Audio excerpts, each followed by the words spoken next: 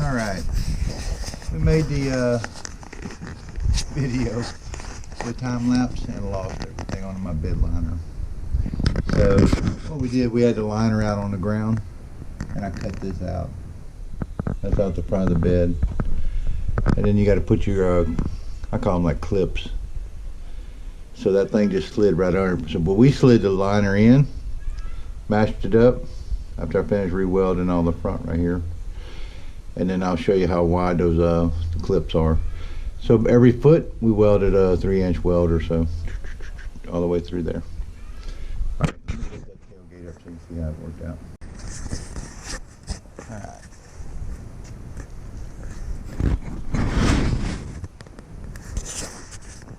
So it just kind of slipped up under there. On my next one, we're just going to slide it so you can see the clip we have. Got a gap all the way through there. And this thing just kind of free floating. But we laid the liner in first. This bed didn't have the little clips on them. Laid the liner in, put it perfectly, and then we just added these to it. So next time if this liner comes out, the next one will just slide under here. And then we got our bolt keepers up here, and it's just really a bolt that goes through. We got 3 or 4 of them that's got a big head on them, and it just holds the liner in, and that's all there was to it. It's kind of long back here, so this may touch. So if this starts bothering my latch, I gotta trim this off. But it was real simple to put in. I think they wanted to charge us $1,800 to put this in. I think I got about $600, $700 tied up in the whole thing. $600 maybe, something like that. But you know, this thing's gonna float once the load goes in there, and that thing will start conforming to it. It won't pull out from under it, that's for sure. So we measured the front and got that cut while it was on the ground. Just slid it in while it was level with the tractor. We took the tailgate off, pulled the pins off, pulled this thing off. It was real simple to get that off, and made it real easy. It was about a 4-hour fix. But when we welded the sides, it burnt the side paint.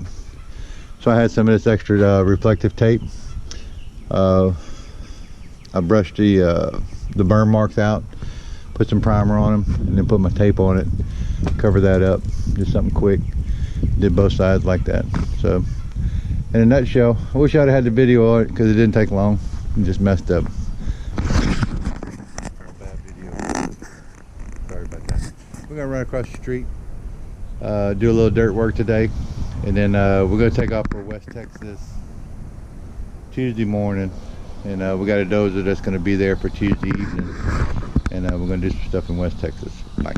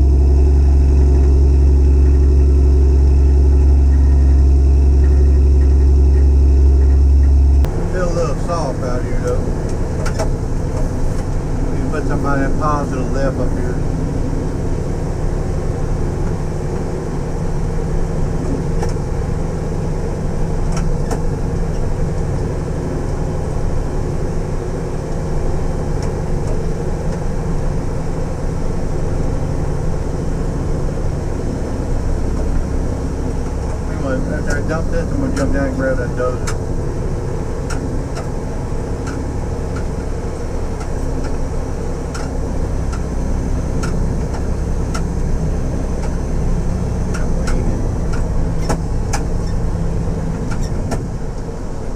Dump it right here. If I don't support the weight of this truck, I'm not getting nowhere. Alright, see you in a bit.